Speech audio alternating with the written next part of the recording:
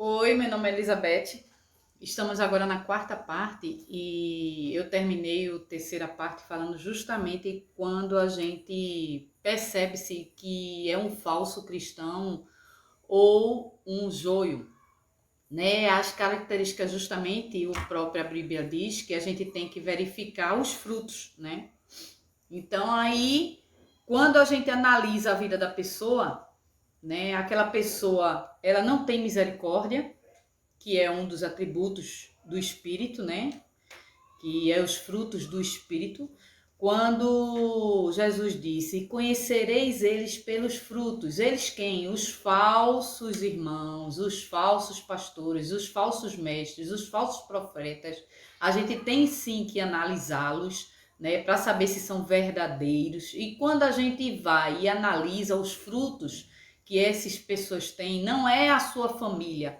Muitas vezes existem pastores que são totalmente falsos, né? Os falsos mestres, os falsos pastores, que tem uma família aparentemente linda. Tem muita gente que pensa os frutos são as famílias, os filhos bonitos, estudados, educados, a mulher também submissa, tal. Aí ele tende a manter aquela família perfeita para que o mundo veja que ele tem um fruto perfeito, mas não é isso que Deus estava falando, não.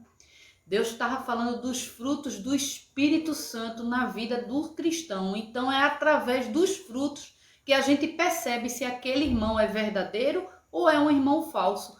Que a gente percebe que é um cristão verdadeiro ou é um joio. Por quê? Porque o cristão verdadeiro, é um trigo verdadeiro, ele tem conteúdo. Ele tem os frutos do Espírito na sua vida. Como eu já falei, a santificação é um processo diário. Mas quem realmente se encontra com Cristo, ele tende a mudar. Não tem como ser um verdadeiro cristão, conhecer Cristo e continuar a mesma pessoa que era antes de Cristo no pecado. Não tem como. Não tem como a pessoa dizer que é um cristão e continuar ainda na vida mundana. Não tem como. Então a gente só consegue perceber que aquela pessoa conheceu Cristo se ela realmente modifica o seu caráter. O que ela era antes de Cristo, ela quando conhece Cristo, ela começa a ter uma transformação e tudo aquilo que ela fazia antes, ela começa a não fazer mais. Se ela mentia, ela começa a não mentir. Se ela roubava, ela não rouba mais. Se ela adulterava, ela não adultera mais. Se ela praticava sexo fora do casamento, ou se ela praticava sexo por dinheiro, ela não vai praticar mais. Se ela tinha contatos homossexuais, ela não vai fazer mais, né? Homoafetivo, perdão, né? Que tem gente que diz que é doença tal, e eu não entendo muito dessas palavras não. Mas o que eu quero dizer é que quem realmente encontra com Cristo, ele tem uma transformação. E a gente descobre os falsos irmãos são aqueles que era antes de Cristo e ainda continua a ser depois de Cristo. Depois de Cristo dele, né? E você começa a conviver com essas pessoas e é horrível, porque são pessoas que mentem, são pessoas dissimuladas, são pessoas que criam situações, são pessoas que fazem confusões dentro das instituições religiosas. Elas fazem um caos quando tem os irmãos reunidos, elas querem realmente criar situações para atrapalhar. Aí tem alguns irmãos que, por exemplo, nasceram no Evangelho, foram criados na doutrina evangélica. Então não tem como saber que ele não vivia no pecado, mas ele entra na igreja, né, como opressão dos pais. Aí o que é que acontece? Essa pessoa vira uma religiosa.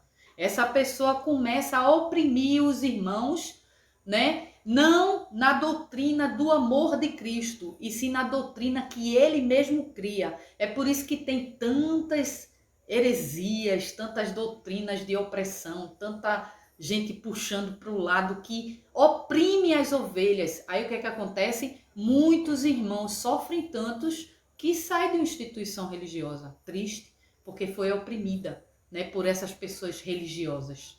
Então, vai a quinta parte. Oi? Estamos aqui na quinta parte, meu nome é Elizabeth. Então, falando justamente desses falsos irmãos religiosos, né? Eles estão em instituições religiosas e muitos deles estão na liderança, são pastores, são pessoas que são levantadas como profetas. E a palavra de Deus diz que a gente tem que ter o discernimento para avaliar se eles são verdadeiros ou não, os profetas e os pastores, né? E nessa avaliação está justamente através dos frutos. Não é os frutos da família, como eu já falei nos vídeos anteriores. Mas eu vou colocar aqui porque tem gente que só assiste esse, né? Os frutos que a gente percebe que a pessoa é um verdadeiro cristão são os frutos do Espírito Santo. São o caráter de Cristo na vida daquela pessoa. Uma pessoa que é uma verdadeira cristã, ela é misericordiosa, ela é mansa, ela tem esses frutos. Só que esses frutos, muitos deles, né, às vezes são imitados por esses falsos irmãos.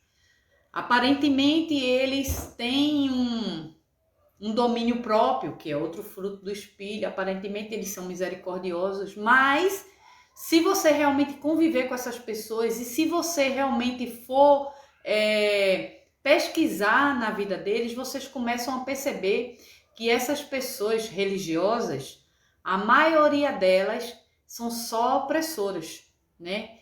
Criam heresias, criam doutrinas humanas e com isso elas fazem com que as ovelhas sejam oprimidas. Hoje em dia, como eu falei, é muito fácil você encontrar um falso irmão, um joio, né, se dizendo cristão. É muito fácil, porque as instituições religiosas estão lotadas de falsos irmãos, lotadas de joio. É por isso que é difícil a gente encontrar um verdadeiro cristão, muito difícil. Quando a gente encontra um verdadeiro cristão, a gente fica feliz. Por quê? Porque o Espírito Santo, ele contempla um verdadeiro cristão. Quando se encontram, a gente conversa a mesma língua. E é muito raro. Geralmente eu encontro muitos falsos cristãos, uns religiosos e outros vazios, igual o joio mesmo, sem conteúdo nenhum. A única coisa que eles prezam por estar numa instituição financeira é a posição deles. Quando a gente vai conversar com eles, eles perdem até o nome. Você já conhece gente assim? Eles não se chamam José, Silvio, Álvaro, não. Ele se chama bispo, ele se chama bispa, ele se chama pastor, ele se chama presbítero. Eles são chamados pelo cargo que eles ocupam. E aquilo para eles é tudo. São pessoas vazias, pessoas que não têm conteúdo. E eu não estou falando aqui de conteúdo de sabedoria humana, não. É conteúdo de sabedoria de Deus, é conteúdo do Espírito Santo, sabe?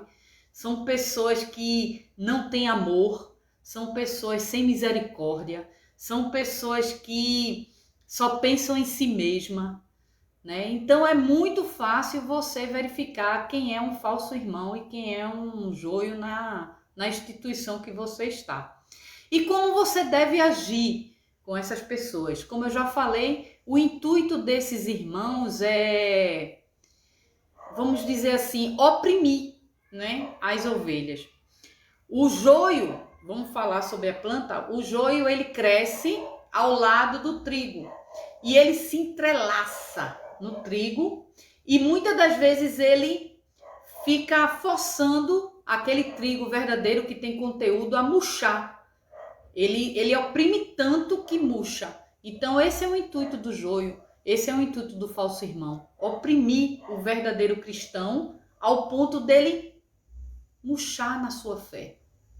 Ele quer roubar a sua fé. Ele quer simplesmente fazer a sua fé morrer no seu coração. Então tenha muito cuidado e eu vou para a parte 6 só para finalizar, tá bom? Oi, meu nome é Elizabeth, sexta parte. Eu espero acabar o assunto aqui. Estamos falando de falsos irmãos. E agora eu cheguei no ponto de alertar cada um de vocês. Nós, como cristãos, né, somos realmente perseguidos por falsos irmãos, justamente com o interesse de oprimir a nossa fé, né? Quanto mais você próximo de Deus, mais o inimigo fica revoltado e mais o inimigo manda esses tipos de gente junto de cada um de nós para nos oprimir. Então, selecione quem você tem contato. Selecione quem você bota dentro da sua casa. Selecione quem você convive, tá? Como foi falado aqui, o Salmo 1 diz: bem-aventurados aqueles que não andam no conselho dos ímpios, nem se assenta na roda de escarnecedores, né? Então, antes tem o seu prazer na lei do Senhor e nela medita de dia e noite. Por quê? A gente tem que meditar de dia e de noite na palavra de Deus, na lei de Deus. Porque aí a gente aprende como a gente deve agir perante esses falsos irmãos, esse joio. A gente tem um testemunho também da nossa ministra Damares, né? Que já expôs aí na mídia, né, que quando criança ela foi abusada por um homem, né, que era amigo do seu pai, que era um pastor. Isso existe tanto, gente, dentro de igrejas. Eu trabalhei como conselheira tutelar em Fernando de Noronha e vinha várias denúncias de homens que todo mundo achava que era cristão, mas ele abusava de crianças, ele se aproveitava dos irmãos que acreditavam nele. Em momento nenhum ninguém verificava a vida desses homens, né? E esses homens se introduziam na igreja e abusava crianças na igreja.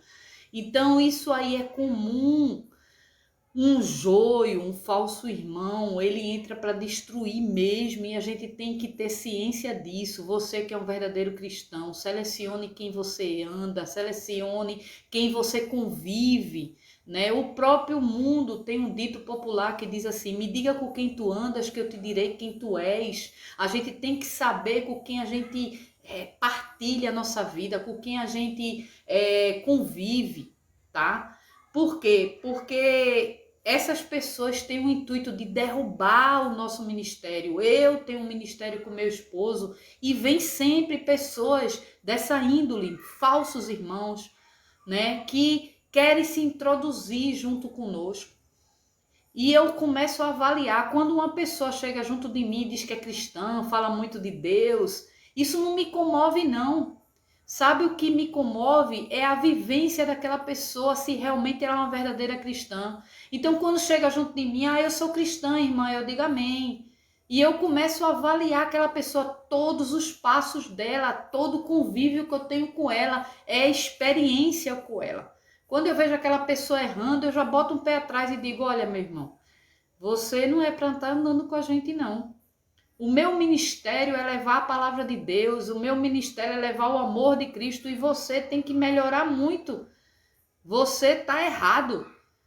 E a gente dá uma chance, dá duas, dá três, mas quando eu vejo que aquela pessoa não muda, geralmente essas pessoas têm espírito de contenda.